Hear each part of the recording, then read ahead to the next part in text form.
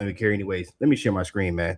I'm about to say some stuff that's really gonna piss a lot of people off, man. But sometimes you just gotta keep it real with your people now. You heard me? So let's go ahead and get right into it because I'm actually very, very tired. It's time for me to go to bed, y'all. I ain't gonna lie. What it is, 9:46? Yeah. Way past my bedtime. But I got to get this message out. I got to get this message out. So, like I said, y'all, I'm about to say something that's probably gonna get me into a lot of trouble. And to be honest with you, I really don't give a damn. For real, because niggas be funking out of bounds. So let me tell you something. Let me give you a little history. In 1964, my mama would be very, very, she would not approve of me saying fo like that, but I'm talking to my people now. So in 1964, the Civil Rights Act passed. The Civil Rights Act. So for the first time in American history, now 1964, how many years was that? So we in 2026, 26 minus what is 70, 36. So what is that? 26 plus 36, 5. So 62. I don't know. Don't quote me on that, y'all. I'm not the best mathematician. I use AI for everything and calculators. So about 62 years ago, y'all, Black people could legally compete in the full labor market without discrimination written into law. Now, I like to always tell y'all that we are in the AI economy, and where we were first written out of laws, now if you just go to ChatGPT or any large language model and you ask it to create you an image, 10 times out of 10, I'm not even finna say 9 times out of 10. All right, I ain't even finna give them the benefit of the doubt. 10 times out of 10 is gonna be a white person, because where we were written out of laws before, now we are being coded out of just existence. All right, please, y'all. So 1964 came, Civil Rights Act. Niggas can go ahead and step up here in the labor market. Okay, that was really supposed to be our moment. We had plenty of moments. Now, don't get it twisted. All right, my people, we strong, we doing our thing. But that was supposed to be a very, very defining moment in like history, especially in the workforce. Okay, so the moment we went from second class to not exactly first class, all right? Because we let's go ahead and keep it funky, all right? Them people ain't gonna never really embrace and accept like that. But we were supposed to shift our class or our standards at that time.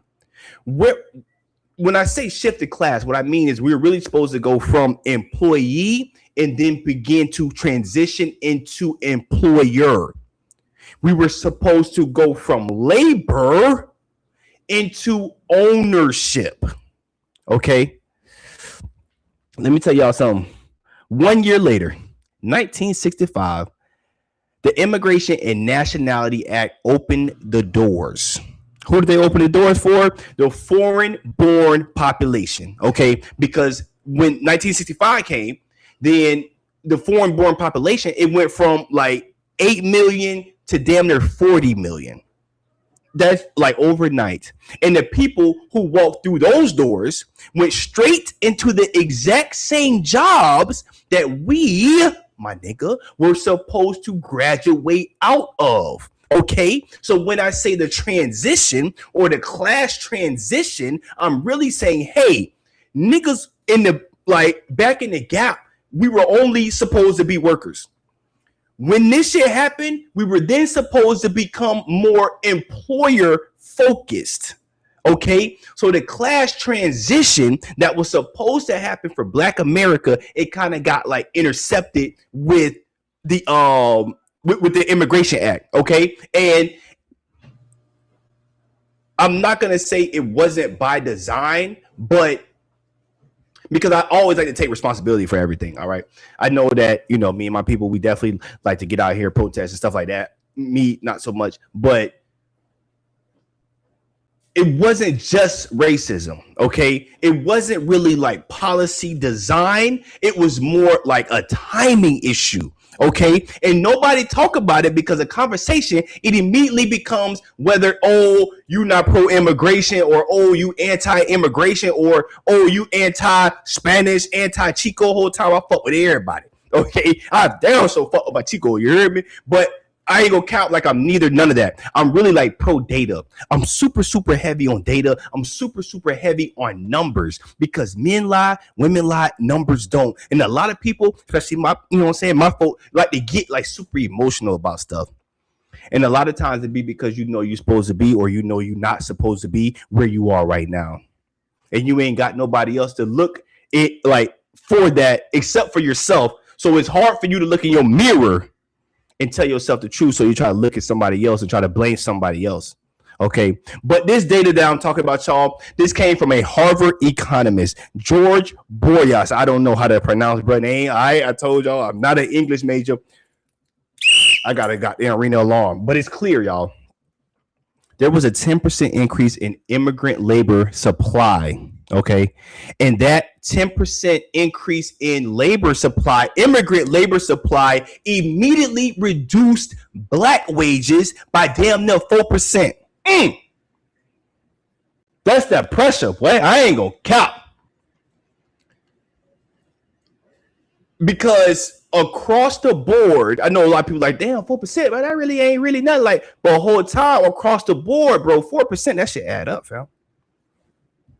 When you're going to talk about years and decades of just steadily decreased wages for like a majority of group of people, but we're going to talk about billions then, fam. You feel me? We're going to talk about some real cheese then, fam. Okay, and not only were the wages like reduced, but then like the black like employment was also reduced. Okay, and it's like a double whammy, fam. All right, and to be completely honest with you, guess who it didn't affect? Karen. You know they fuck Karen and what they saying what they call it. You know they ain't fuck up Karen and Ken. We gonna call it Ken. You feel me? I'll fuck with y'all too. Don't get it twisted. There is not literally like a I'm not gonna say like I'm not racist at all. God, I think like a lot of people just, I mean, everyone has some form of prejudice. Like it's just human nature to fuck with your people, and you know, but it doesn't mean that you have to dislike or hate another group of people. I really don't like that shit at all. I just be in my mind, just be like, bro, why do you consider yourself, or why do you not like that person? I like to judge a man by how he treats me, period. Okay, so if I see a nigga or I see anybody like on some flaw shit, I'm like, damn. First I'm gonna tell you like, hey, bro, that shit was kind of flaw. White, black, Chico, I don't give a damn. I'm like, bro, that shit was kind of flaw for real. But I'm not finna not fuck with this man because you don't want to fuck with this man for whatever reason. You don't want to fuck with him for because whole time you might be on some flaw shit. Period, point blank. Now, when it comes to loyalty and stuff like that, yes, I'm a ride on my, you know what I'm saying? But at the end of the day, I ain't on no flaw shit. Because if I'm going to ride with you, I'm going to also tell you about yourself if you want some flaw shit. And I hope that you tell me about myself if I'm on some flaw shit, period, point blank. But continuing on with this shit, y'all. I'm not telling you to be mad at immigrants. I'm telling you to just understand the game. Because if you understand the game, then you can hopefully try to change your position in it. Because that is exactly what I am trying to do with this content, with just my life, period. All right. Trying to help niggas change their position and not, you know, my bourgeoisie niggas. You feel me? I fuck with y'all too. But I'm talking about like street niggas. The ones that, you know, they wrote off. You feel me? It was a book, y'all. That bit was so gas. It was called Die Nigga Die. By, I think, H. Rap Brown, bro. Nah, man. I had read in prison. That shit was gas. Yep. H. Rap Brown, bro. Gas. If never y'all ever, you know, haven't read that book before, bro, it's gas, bro. But it just talk about how, like, the bourgeoisie brothers, they try to look down on the street niggas or the poor blacks the whole time. Like, them other folks don't give a fuck if you are the richest of the niggas. They don't care. You still a nigga.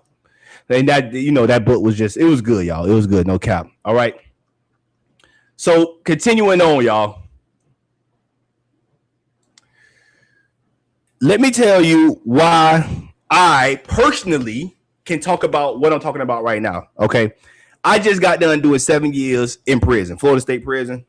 Shout out to all my camps out there. Shout out to all them niggas out there. You feel me? On the yard, doing your pull-ups, doing your push-ups, getting your grind on, staying focused. Okay. When I came out, I had a felony, no degree, and the kind of resume that really be making like white folks get real nervous. Okay. And they gonna hit the delete button before they even start like read my shit. You feel me? And I really needed some work. And the thing about me is I went and got a job at a temp service because shit, that's what I knew to do. And I was working at a plant, right? So I'm working at a plant. I'm doing my thing. I'm like, you feel me? Really doing my thing. And the company like tried to hire me on, as you know. So once they tried to hire me on, they had to do like an additional background check. You feel me? Because now I'm about to be an actual employee of the company and not through the temp service. But tell me why these people said they couldn't hire me. Whole time, bitch, I've been working at this plant. I've been working at the temp service down to 3 months. Now, y'all trying to hire me on. You telling me you can't hire me? Whole time when I was getting out of prison, they had gave me a packet of felony friendly employers, bro. This was like number 3, bro. They talking about they couldn't hire me. Bitch, I'm in Atlanta. Oh, what? But that shit had me so hot. But I really thank God for that because I would more than likely still be trying to like be an employee on the low, bro. You feel me? So it's just like I understand what it is and how something like a bad record or something like, baggage can really hurt you or have an adverse effect in the marketplace when it comes to, being an employee. You feel me? So I'm really hot at this time, y'all. I got a daughter, Morgan. She was little. My old lady, she needed me to produce. Like, I'm out here sleeping. I'm at my mama house, first and foremost. My mama house. I'm upstairs, but it's really only 1 bed or 2 bedroom. But it's just, bro, it was bad, bro. It was bad, bro. You feel me?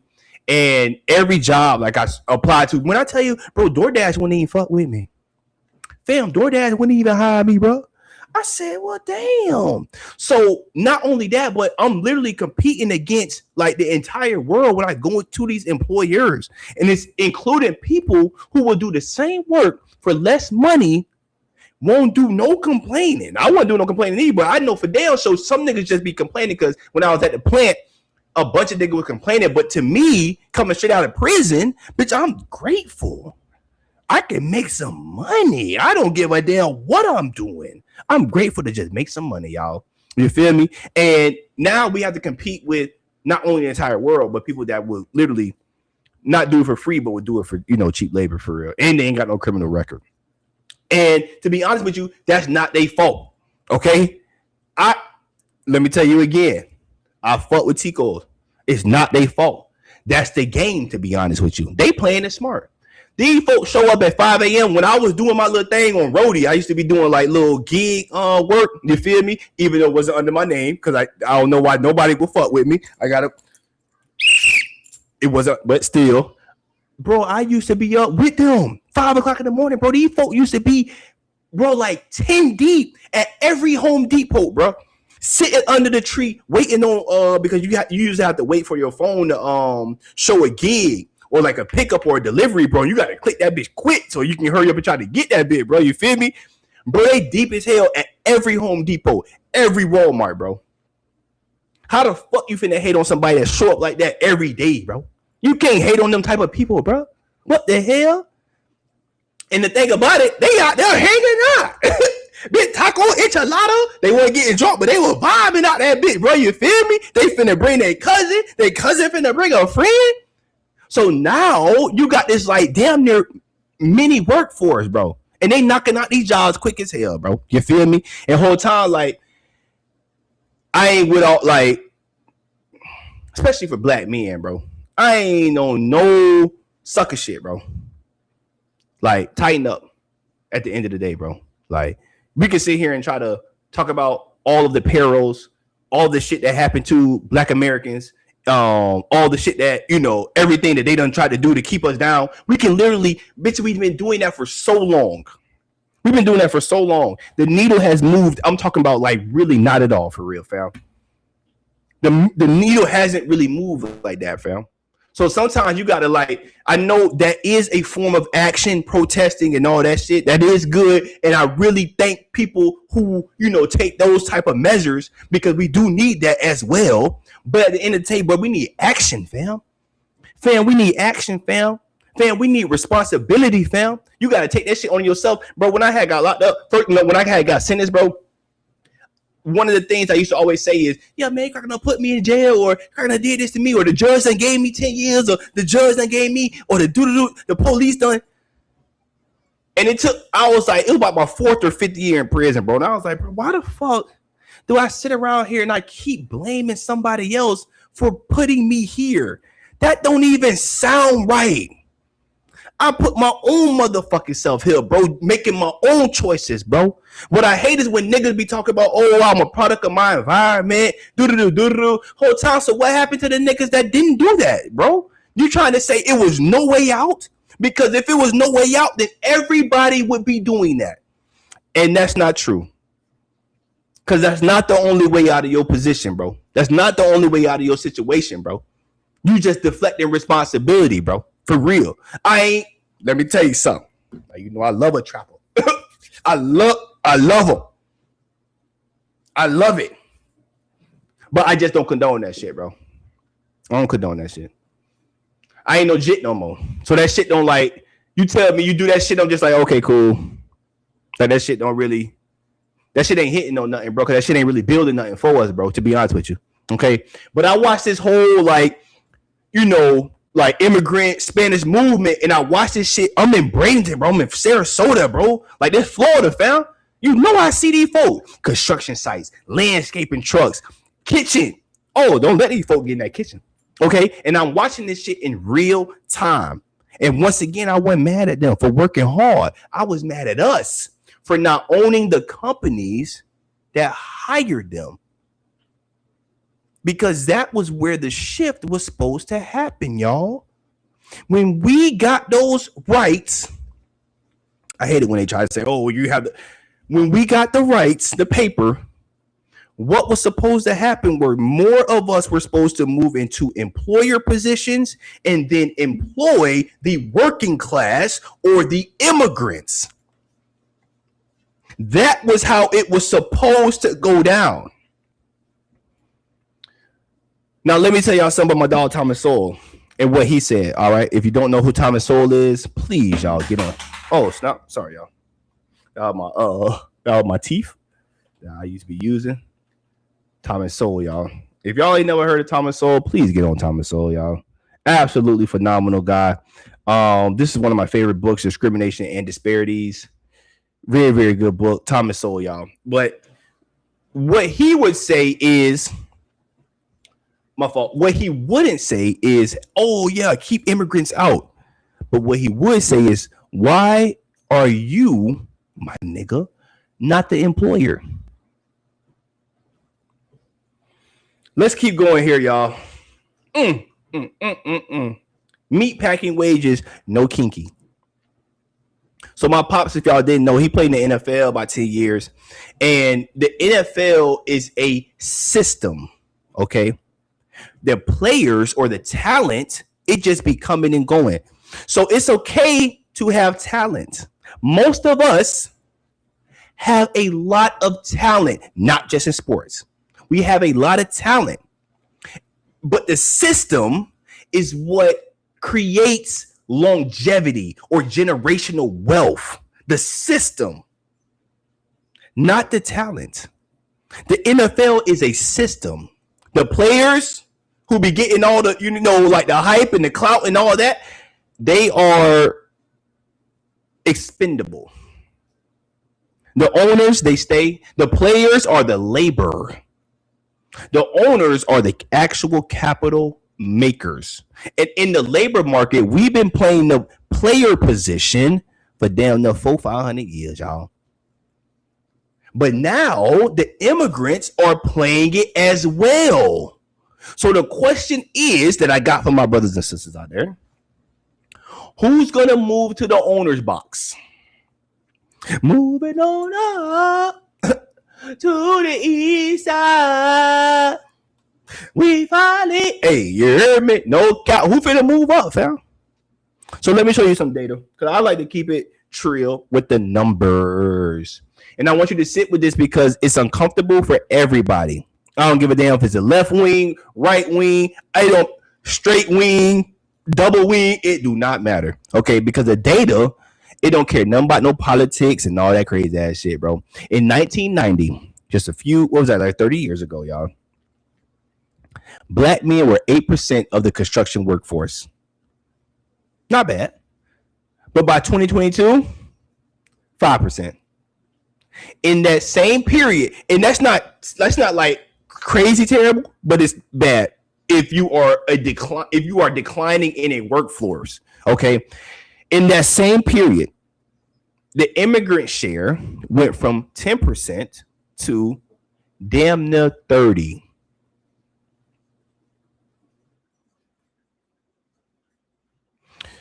So meat packing, no kinky, y'all.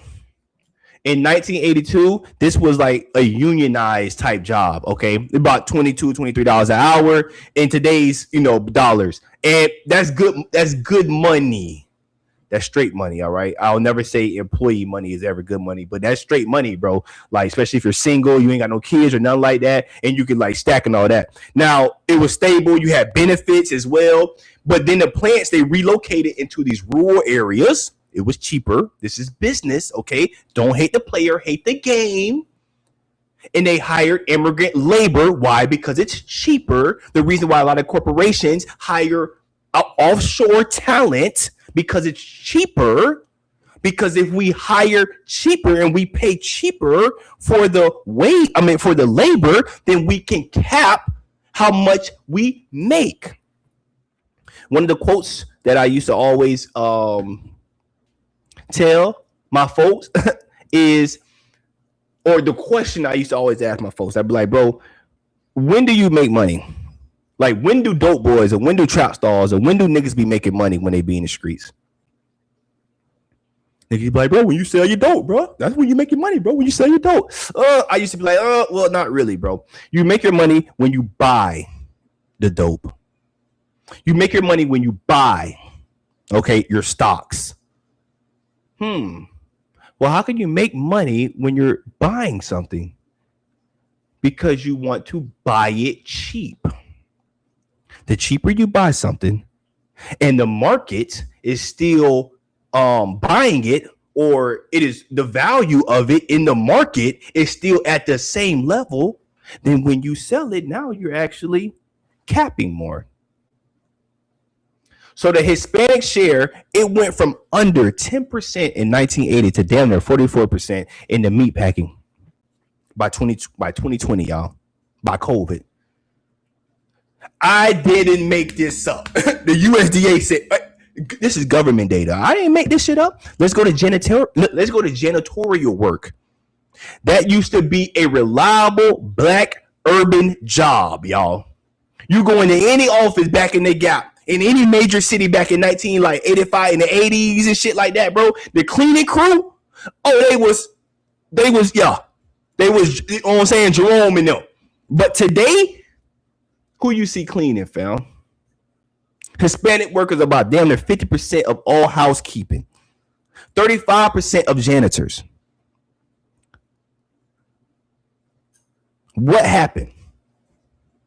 You got to start asking yourself this type of shit, bro. When the numbers go to coming out, I don't want to hear nothing about like feelings and emotions and all that type of shit. When the numbers start showing up, bro, somebody got to account for something, bro.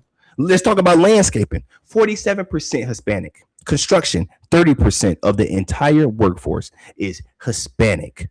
These motherfuckers doing their goddamn thing. And between 2018 and 2023, Hispanics accounted for damn near 60% of all new construction workforce growth. That is a dominant market position built over 30 years. That shit did not happen overnight, y'all. Where we are right now, it did not happen overnight. See, one of the residual effects of slavery is our inability to see the future or plan for the future. This is a residual effect of slavery, because back in the gap in slavery days, we didn't have the opportunity or the luxury to even think about 5 years, 10 years in the future. Bitch, we trying to survive to tomorrow.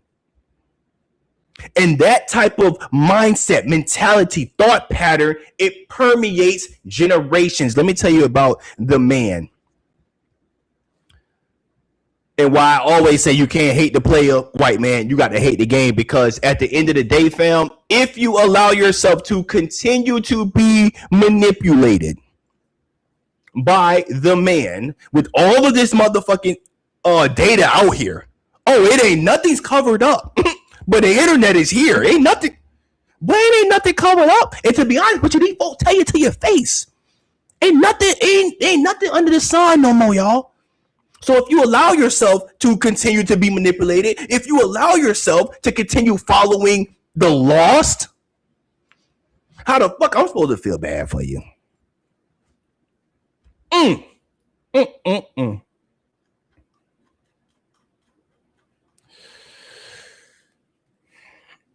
So this is probably where some people might get a little bit more emotional than others. Damn, but I ain't gonna count. I really wish I cared, but I don't give a fuck. Okay, so a lot of people either want to blame like immigrants or they want to blame racism. All right, I am not doing neither of that shit. I'm just gonna ask a different question. I'm gonna try to like shift your mindset from the victim mentality into a responsibility or a data-driven mentality where you just look at the numbers, because that was the original language. Numbers. So why were we in those jobs in the first place, y'all? Okay, because for 400 years, this country said the only value of a black person was just physical labor. That's what we were known for. Get out there in that field. Look at that.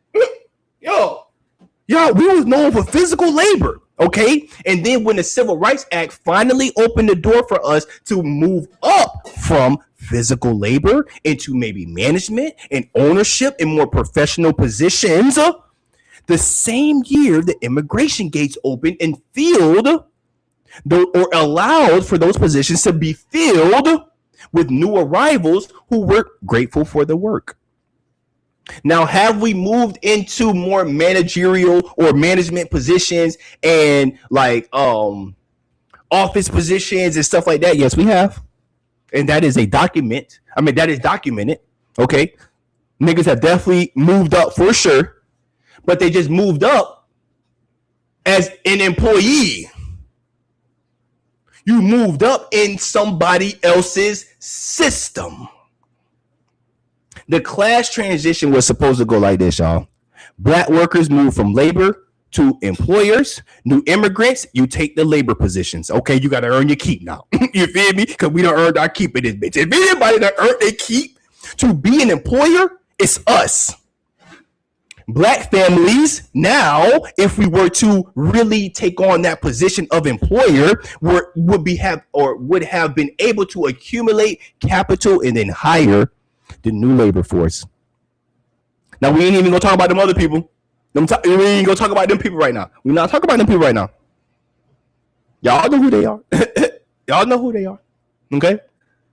We talk about us. Let's talk about us. And that's exactly what happened with every other ethnic group in American history, y'all. Please. The Irish did it. The Italians did it. The Jews did it. We were positioned to do it back in the 60s. And yes, let me agree with you, because I know you just want to try to poke holes in this shit. Yes, the Irish, the Jews, the Italians, none of them actually experienced the type of chattel slavery or the laws written or the Jim Crow era and all of that like crazy shit, y'all. you folks really after like, no, keep these motherfuckers down. No, they did not experience that. You are absolutely correct. But then in the same hand, I want you to take responsibility and know that those people were low-class citizens at one time. Was it easier for them to possibly remove themselves or reposition themselves in society? And were the gates or were the doors a little bit more open or ajar for them? Yes. Now what? Does that change anything? What do you want to go do? Go protest some more? Please feel free.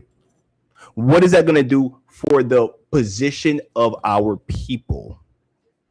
Okay. What is that going to do for us?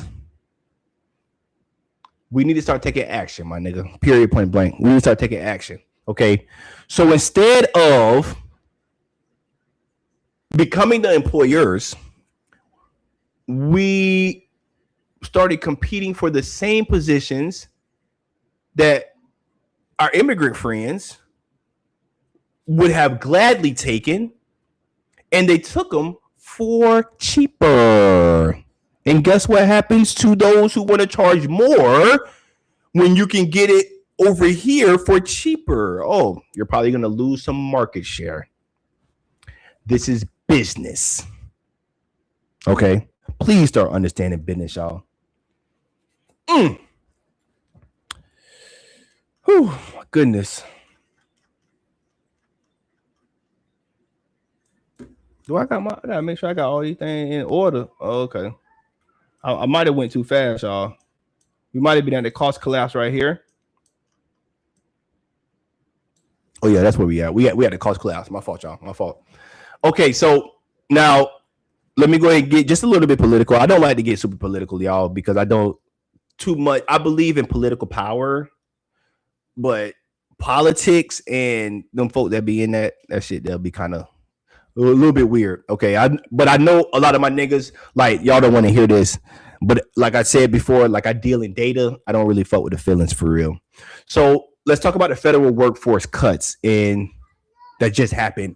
You feel me? I know y'all niggas just knew about how government shut down and niggas wasn't getting no checks. And then it also eliminated damn near like 200,000-300,000 jobs, y'all. Guess who was the majority of those jobs? Black women. Black women made up almost 33% of those cuts, y'all. Almost 33% of damn near 250,000 jobs were black women. But you only 6% of the workforce. Can I talk to y'all for a minute? We got to ring the alarm on that one. Can I talk to y'all for a minute, y'all? Black unemployment went from 6% to 7.5% in 1 year. Y'all, that's a lot. That's very quick. Okay. When 18.5% of the federal workforce is black and the government, these are same motherfuckers. You talking about the CIA and the FBI and all them folks? You want them to be your employer? There's nothing wrong with that. Let me tell you something about a federal job. Them motherfuckers be getting cake. And the benefits are absolutely great. Phenomenal. I'm not, don't let what I'm saying, like, don't try to just, I got a good job. I work for the government. Yes, you do, brother. And I love it. Good job. But when them folk want to take your money away from you, fam, when them government cuts come, they hitting us way harder than they hitting other groups of people. Let's just say that. Okay. Because we rely so heavily on the government. So let's just talk about the math, y'all. And it should scare you a little piece because it means that we are disproportionately dependent on one single employer. That's the United States government. Now, once again, throw my hands up because I'm not going to say I don't want to offend anyone because I do not care. Let me say that again. I do not care. But I do understand that if it's anybody that's gonna pay their bills, the government gonna pay their bills, y'all. So as you can see, even with the back pay, when the government had got shut down, people still got their bread, bro. Because the government got bread. If they don't, they're gonna print some out of thin air. But when you are overly dependent, even when it comes to portfolio management, stocks and stuff like that, when you are overly exposed in one area or not, aka when you have all your eggs in one basket, and that basket fuck around and break, what do you think is gonna happen? It's simple. You guys are smart. So I want you to flip it real quick, y'all.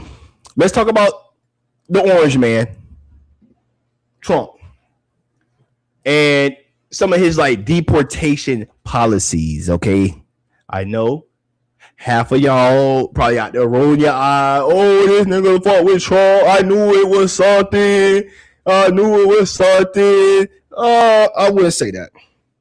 I don't not fuck with. I don't know him. Don't give a fuck about him. he put up. We ain't gonna get into all that right now. But I want you to look at the labor market data.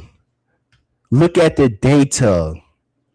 When immigrant labor supply decreases, as policies and immigration policies start to get a little bit more strict, and then this certain group of people, which is, I'm not going to even get into that as well, because, you know, I don't fuck with all that crazy ass shit that they doing to do that or to enforce the policies. I'm not with that shit either. But whenever the immigration laws, or as the immigration laws get stricter and stricter, and these group of people have to get the fuck out, what happens to wages in the sectors that they occupied? Now, this is simple economics, okay? So whenever labor supply is high, something else has to be low. And that's demand. Supply, demand. Whenever there's a lot of dope in the city, good dope in the city, the demand or the price of the dope is cheap. Everybody got good dope. What happens when there's a drought and the supply decreases? Guess what has to go up? This is just economics 101. When the supply decreases, prices go up. If you know like me, bitch, I love a drought. Because I'm going to stay with it. So now that a drought of labor in these type of sectors, so the labor was high, or still is high, but it was high.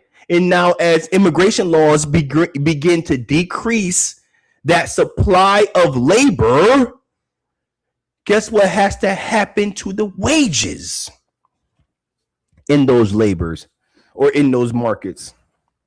They got to go up. So the price of labor is the wage, y'all. So a 10%, just a measly 10%, but it is a lot, reduction in immigrant labor supply. If we decrease the immigrant labor supply, that automatically increases the black wages. Why? Because we are going to be the ones that fill those positions. Or we are going to be overrepresented in those positions. Us and poor whites. Us and the poor. Period. Okay? Period. Now, I'm not telling you to love Trump. Trust me. Everybody got their opinion. Do what you do, my nigga. I'm not telling you to vote for somebody. I ain't on that. I'm telling you economics of what happens when the labor supply in construction, janitorial, landscaping, food services, when all that shit goes to getting tight and it go to dropping, then wages in those sectors, they just have to increase. And who benefits when that happens? Well, probably the people who stayed in those sectors, or probably the people who will or have the skill set to fill those positions. But then again, I want to bring it all the way around a little piece and say, okay, if you are to be a worker, well, then you need to look at that as an avenue, you feel me, to, step your game up. I'm just trying to give as many ways to step your game up with data backed, support. But that is a worker mindset. The consumer mindset, which, oh my goodness, I can't wait to we get a little bit more deeper in these other episodes. That's a consumer mindset, you guys. And if it's anybody that suffers from the consumer mindset, it's my niggas. Whoa, my goodness. Niggas want to look rich so bad. Niggas want, we're going to get into that. But let me show you the operator mindset, y'all. Okay. So the real play right now is not to wait. Oh, okay. My fault, y'all. Let's go ahead and pull this up a little bit so y'all can see it.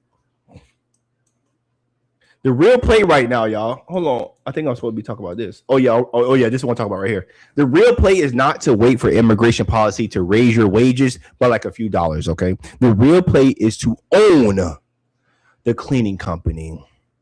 It's to own the landscaping firm.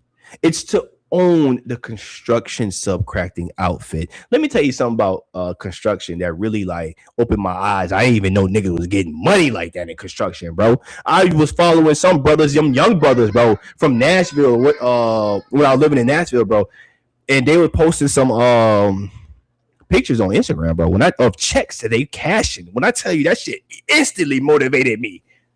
Oh, I said, oh my goodness, I ain't never seen a check with that many numbers on it. And they getting this from construct. I damn near went to Home Depot right then. Boy, sorry, but fuck that. I'm finna get me a construction license, boy. These boy cashing checks over there, boy. So I salute y'all over there. No cap. Anytime I see a brother getting money, anytime I see anybody getting money, let me go ahead and revert that. Anytime I see anybody getting money, anytime I see anybody doing good, that's an instant motivation for me. I literally only watch a bunch of pages on my Instagram only for motivation. I swear to God, I watch rich people. I ain't gonna count. I watch rich people. I watch like motivation, a lot of motivational stuff, but I love to see niggas getting money. I love that so much. Okay. And when I say niggas, I'm gonna go ahead and put everybody in my niggas right now. White, black, Chico, Asian, I don't give a damn. I love seeing niggas get money. I love it because it's an instant motivation for me. I don't have no type of hate in my bone, because you want to know why? Because it's just like competition. So if my homeboy pull up on me in a new Benz or something, I'm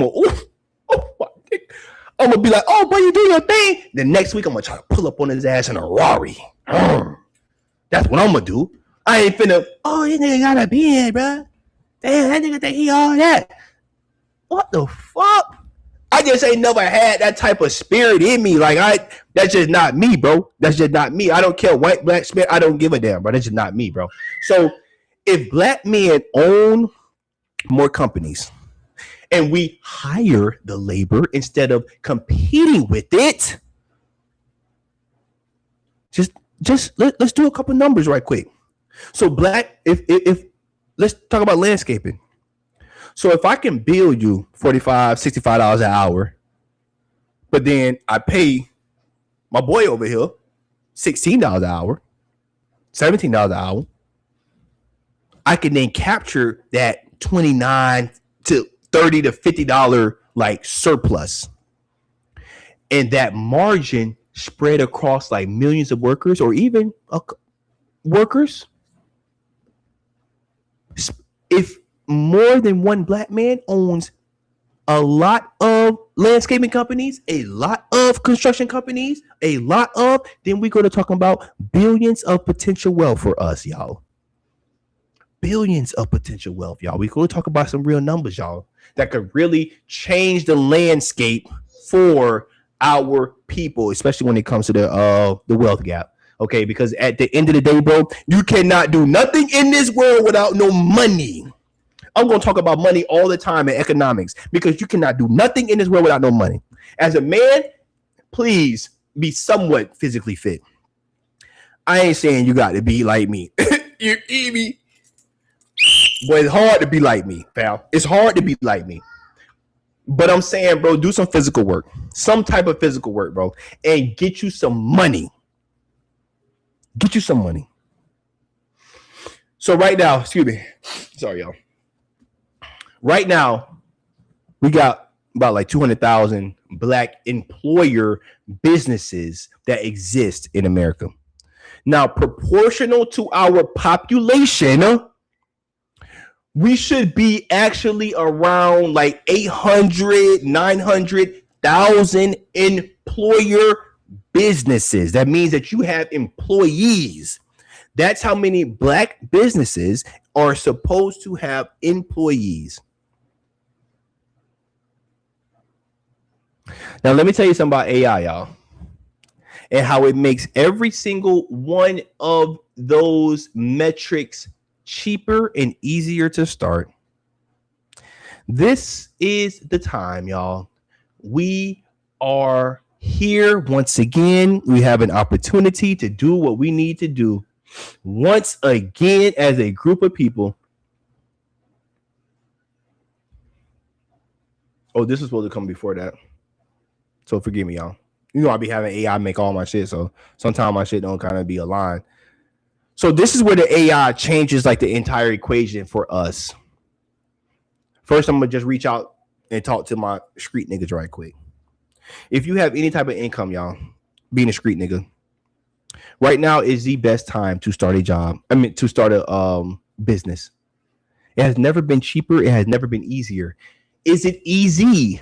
Fuck no. Because you still got to know business. But if you run somewhat of a profitable organization out there, whether you solo or you got to look, you know what I'm saying, doing your little thing, then you already understand business, logistics, workflows, lead generation, marketing. You understand business.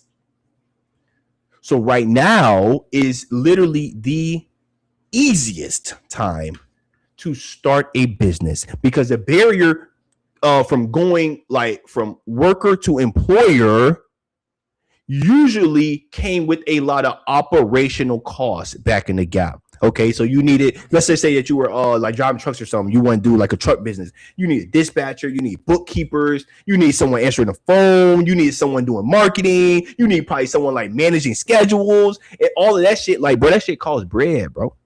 Human labor, that shit costs a lot of money, bro. But the AI is here and is able to execute a lot of tasks that cost us a lot of money before. So where you were spending thousands of dollars on human labor has now been reduced. Let's think about this. Customer service AI is about 25 cents, maybe $1 at the most per interaction versus almost $5 for a human agent, y'all. That's damn near 90 to 95% reduction in cost. Let me tell you something about a brick. If a brick was 10 grand right now, I'm not saying it is, but let's just say it is. And the price of that reduced by 95%.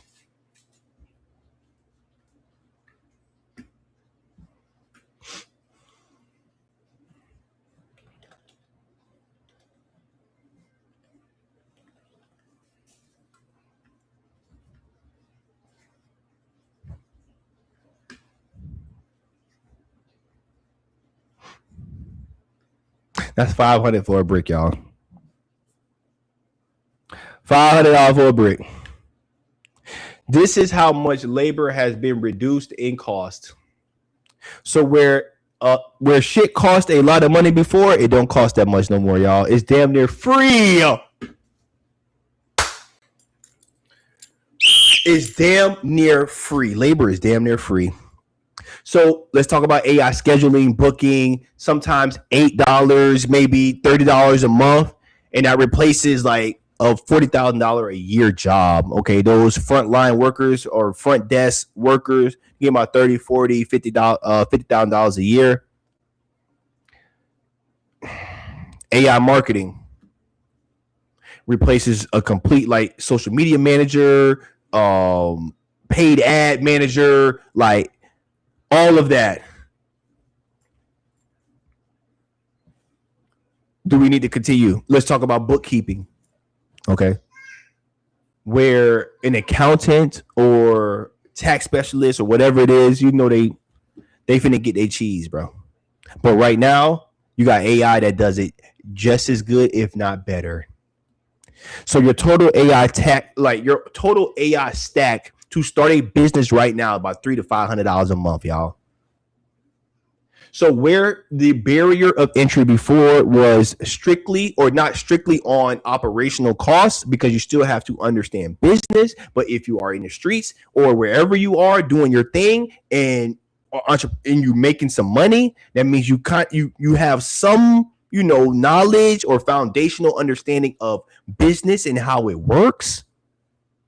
Then you have the opportunity to start a business right now. Now, think about what that means for a brother coming home from prison, probably got like $200 in his pocket. Now, in 2015, starting a cleaning business probably, is going to cost you 20, 30. Okay. In 2026, it'll probably cost you like a band. Because AI handles the phones, the scheduling, the follow-up, the invoicing, the marketing. You just have to work. You just got to handle the cleaning, bro. So that's the class transition. Let me go back. That's the class transition that we missed back in the 60s. But it's happening again right now. And oh my goodness, this is so much faster. And the potential to make so much more money is ridiculous right now. So instead of needing capital and connections and like generational wealth and all that, all you need is AI subscriptions and how to put them bitches together, y'all. And guess what else? Discipline. Responsibility. Well, I get up at 4:16 every morning. I work for myself, y'all. A bitch ain't telling me to get up. Because that's really reason why a lot of y'all are getting up every day, but y'all be dreading getting up because the bitch is telling you to get up. And you have to get up. Because if you don't get up, you can't pay your rent. I do it off of straight discipline. Get up. Work. There is no shortcuts. I've tried every single one of them. I cannot tell y'all. I have tried every single shortcut there is to try to get rich. I done tried them all. You can't tell if anybody know me, but I done tried every single one of them. What? It ain't no shortcut, but you got to put that work in. Ain't no shortcut. So the brother coming home right now from prison, single mom in Atlanta. You got the kids in the projects who's smart, but don't nobody show him the path for real. The AI right now, bro, it don't care about your credit score. It don't care about your zip code. It don't care about what you look like. It costs the same for everybody. Right now is the time to get in with AI. So for the first time or a similar time in American history, the barrier to becoming an employer is lower or almost as low than the barrier to getting a job. Especially for if you have low-level skills. I'm telling you right now, I create programs and systems, bro, that literally displace people. Like, I done created a system for an employer that he immediately let people go. So if you have low-level skills, it's going to become a time, like very quickly, where it's going to be very difficult for you to get a job because you're going to have to charge AI doing it for $20 a month. So right now is your time to reposition yourself as an employer. I want you to let that sink in for a second. It is now cheaper to start a business than to get hired by one, especially if you have low-level skills. So tell me, what do you do with this information? Like what happens now? Step one, stop competing for jobs. Start competing for contracts. So a job may pay you $18 an hour, $20 an hour, $25 an hour, who knows? But a contract pays your company $65 an hour.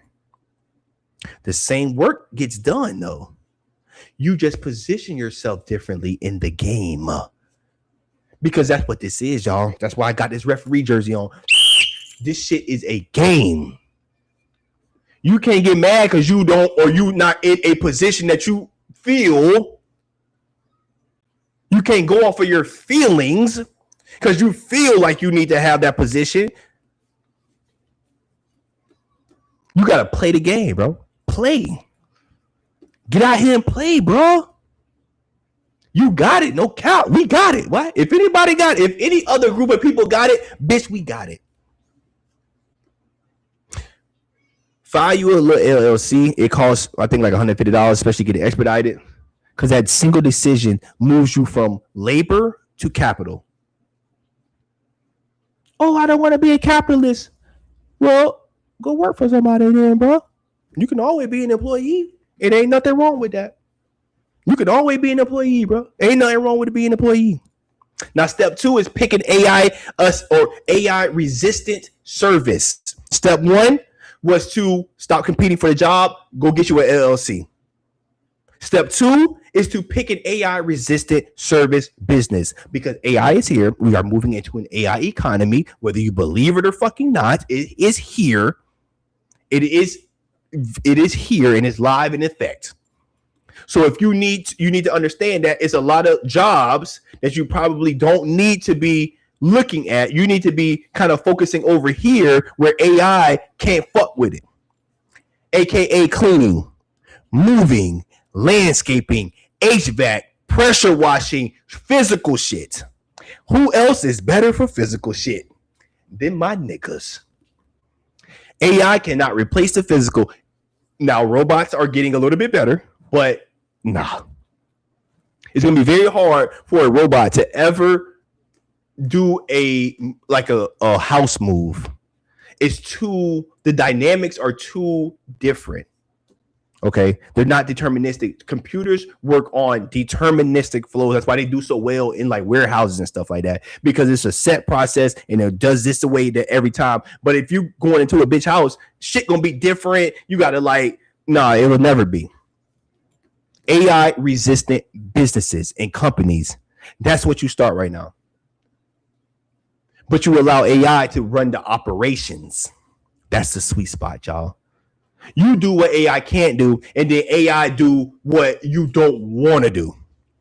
Step 1, get you an LLC. Step 2, get you a business, an AI resistant business. Step 3 is to set up your AI tools, an AI phone agent to answer calls, book appointments, quotes, all that type of stuff. Cost pennies, y'all. You want to have you some content out there that's very, very that's essential, okay? Because content is kind of like your storefront now, where everyone obviously is moving to e-commerce. Why e-commerce is so big is because the whole physical stores isn't obsolete, but we know. Okay, so what reason why Amazon's so motherfucking big. Matter of fact, I probably got some. Don't probably order some. You feel me? Don't probably order some shit that's at the door right now. So you now have like the operational infrastructure of a company that back in the gap, bro, it would have cost some bands, like at least 6 figures to have a workforce that performs so effectively like AI can. Oh, excuse me. That performs so effectively like AI can right now, y'all. I can't believe I've been on here an hour. This thing's supposed to only be by a couple minutes. So if you want to learn how to set all of this up step by step, y'all, I built a course in a program. It's called the AI Accelerator Program, and I teach everyone the exact tech stack, every tool, every setup, every connection that allows people to build the entire operational workforce and processes within a business with AI. So your business will be almost 100% autonomous, but more like 80 to 90% autonomous. Okay. I'm going to leave the link in the description. Y'all, hey, now is the time. Let's do our thing. I believe in you. Play the game, y'all. Play the game.